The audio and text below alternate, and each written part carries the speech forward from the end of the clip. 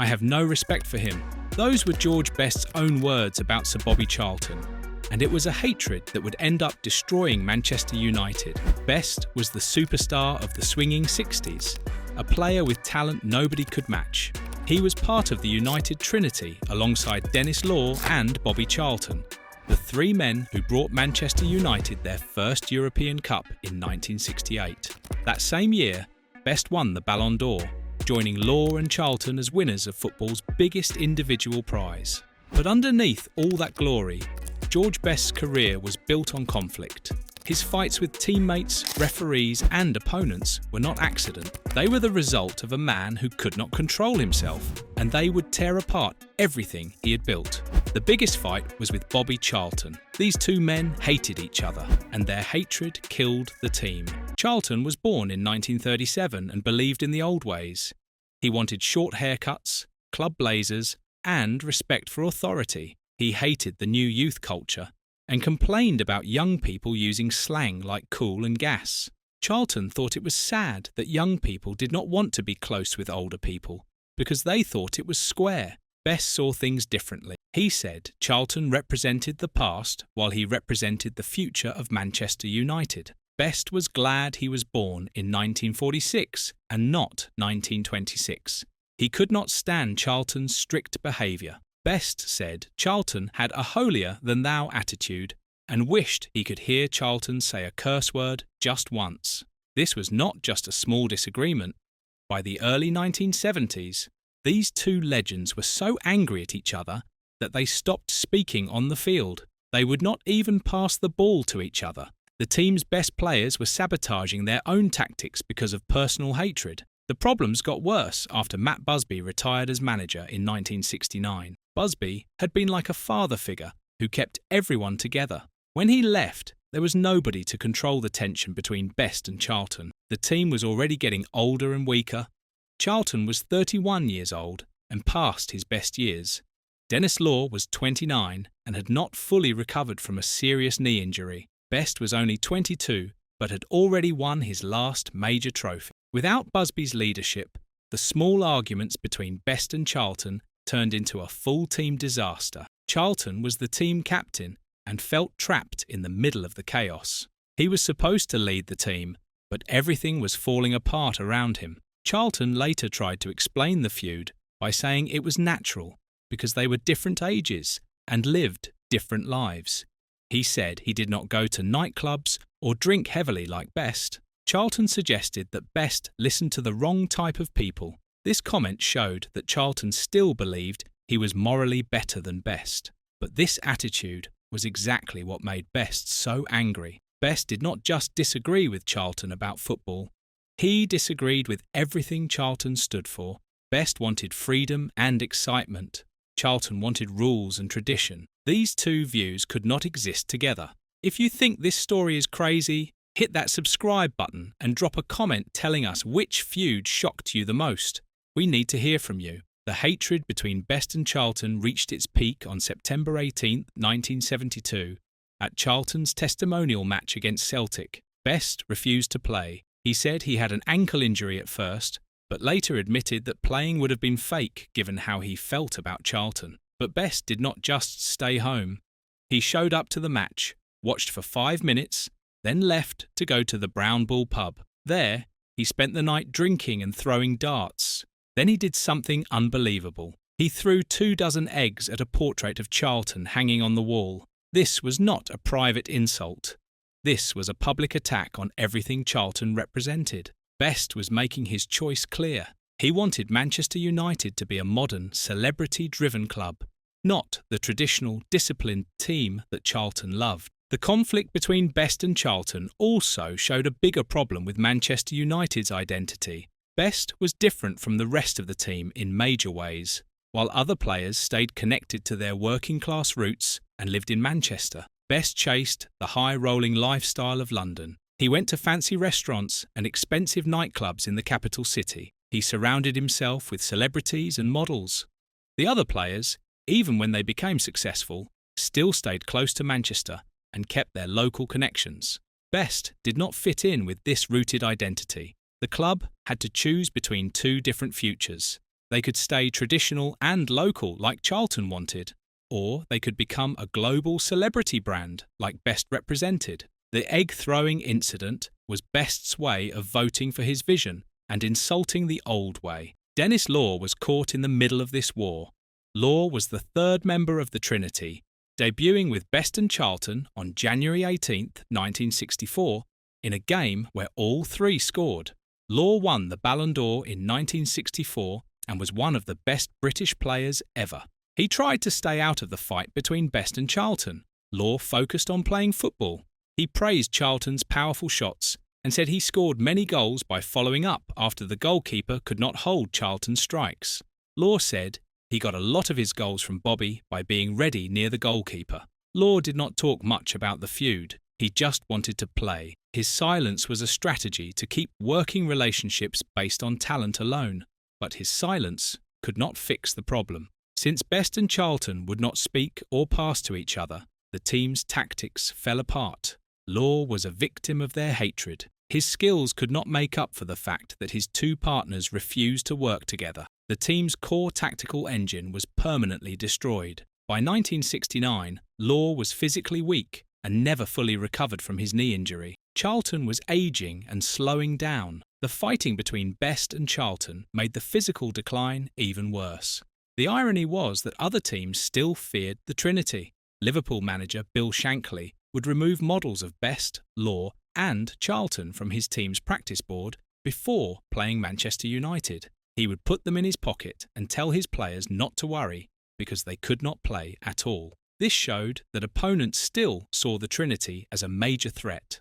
But inside Manchester United, the partnership was already dead. Best also had major problems with authority. In December 1969, during a League Cup match against Manchester City, Best got a booking he thought was unfair. Manchester City also got a penalty he thought was wrong. As Best and referee Jack Taylor walked off the field, Best knocked the ball out of Taylor's hands.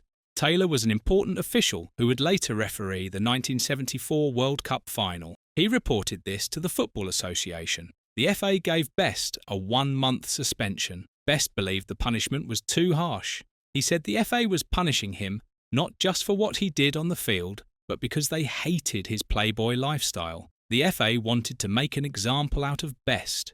They wanted to show that they controlled player behaviour, even when players were off the field. The punishment was about much more than knocking a ball away. It was about enforcing traditional morality. The FA was trying to impose the same values that Charlton believed in. This created a cultural fight between Best and the football establishment. The FA saw Best's lifestyle as a threat to the sport's traditional values. His gambling, drinking and relationships with women were all over the newspapers.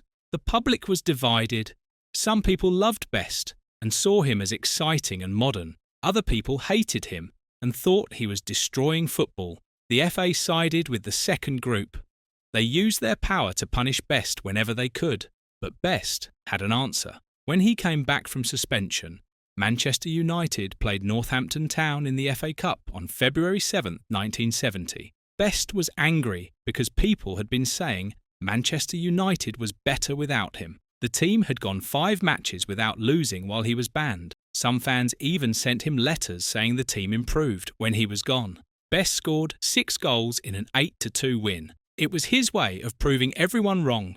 He showed the FA and the fans that they needed him. But this moment of brilliance could not hide the bigger problem.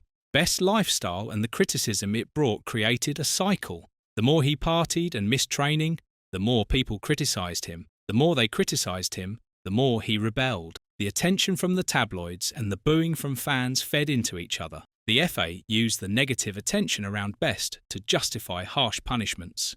They pointed to public disapproval as proof that they needed to discipline him. Best responded with more rebellion, or, like at Northampton, with amazing performances that made him even more famous.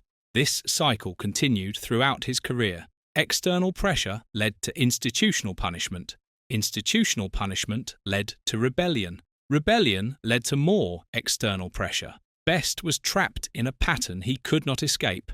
Best also had to deal with brutal defenders. In the 1960s, rough play was normal. Defenders were told to hurt star players to stop them from playing well. Before a match against Manchester United, Northampton scouts wrote instructions to attack Bobby Charlton physically. The word they used was nobble, which meant to deliberately injure or disable someone. Best faced this violence constantly. Defenders like Ron Harris and Norman Hunter would kick and chop at him throughout every game. Best was the most elusive attacking player in England, which made him the biggest target. On his debut on September 14, 1963, against West Bromwich Albion, Best faced Graham Williams. His teammates warned him that Williams was a killer, but Best was not scared. He made Williams look foolish by swerving around him. Williams ended up doing a complete circle trying to follow Best's movement. When Williams fought back with angry kicks and hacks, Best just kept playing. He was not intimidated, but surviving required more than just skill. Best needed real toughness. In the 1957 FA Cup final, Peter McParland charged Manchester United's goalkeeper Ray Wood and left him unconscious. This was a late, violent shoulder charge that would be a red card today, but newspapers at the time called it a fair shoulder charge and a pure accident. The press defended McParland and said it was just part of the game. This was the world Best played in. The level of violence he inherited was far beyond modern standards. Manager Matt Busby knew this and made sure training sessions were fierce and sometimes brutal, so Best could handle the rough challenges. Busby deliberately made training violent to prepare Best for what he would face in real matches. Observers noted that Best was tough and durable. He would get kicked and hacked, but he would just get up and keep playing. The irony is that Best's physical toughness came from the traditional football system that he later rejected. Busby's brutal training methods were part of the old-school approach to football. Best benefited from this traditional preparation, but he refused to accept the traditional values that came with it. All of these conflicts took their toll. Best's gambling, drinking, and womanizing led to constant problems. He missed training and skipped matches. The club fined and suspended him many times. His behaviour went against everything the team needed. Fans booed him. His drinking got worse as the pressure increased. When he was drunk, Best became violent. He punched his 15-year-old son. He also punched his wife more than once, and he admitted this in his biography. His personal life was a disaster, and it destroyed his focus on football. The public disgrace attracted even more criticism. The tabloids followed him everywhere. Every night out, every missed training session, every fight was front-page news. The end came in 1974. Manager Tommy Docherty got tired of Best missing training. The final breaking point happened when Docherty dropped Best from the team for an FA Cup match against 3rd Division Plymouth Argyle. Plymouth was a weak team from a lower division. Being dropped for this match was an insult. Best could not believe the manager did not think he was good enough to play against such a weak team. Best was not even listening to Docherty's explanation. The relationship was broken beyond repair. Best left Manchester United at age 27. His career at the top was over. Make sure you subscribe and leave a comment about what you think led to Best's downfall. Was it the feuds, the lifestyle, or something else? Let us know. George Best's career went from the top of European football to 10 different clubs across 4 continents. After leaving Manchester United, he drifted through teams in America, Scotland, and Ireland.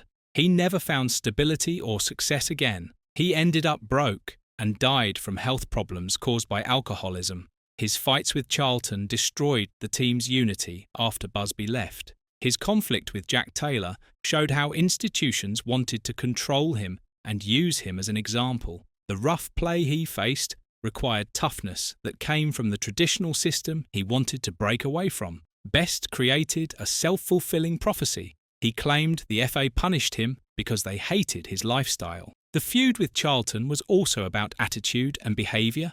By continuing to do exactly what authority figures criticised, Best proved them right. He kept drinking, gambling, and missing commitments. This behaviour validated the criticisms against him. In response, Best rebelled even more. He relied on his celebrity as a shield, but his fame only made things worse. But despite all the chaos and conflict, Best's talent was undeniable. His dribbling was magical. His speed and control were unmatched. He once joked about his downfall, saying he spent a lot of money on booze, girls, and fast cars, and the rest he just wasted. This quote became famous because it captured Best's self-awareness. He knew what he had done to himself. He recognised and owned the destructive nature of his conflicts and indiscipline. Best's story shows what happens when incredible talent crashes into a world that cannot handle it. He was too talented for the traditional system to contain, but too undisciplined to survive without that system's structure. The collision between his genius and the conservative institutions of football led to both iconic status and total collapse. He became famous not just for his skill, but for his rebellion. But this rebellion came with a terrible cost. His career was short. His life after football was tragic. George Best remains one of football's greatest players and greatest tragedies, a man whose genius was matched only by his ability to destroy everything around him. His feuds with Charlton, Taylor, and the football establishment defined his career as much as his talent did. In the end, Best could not escape the conflicts he created. They consumed him and ended his time at the top far too soon.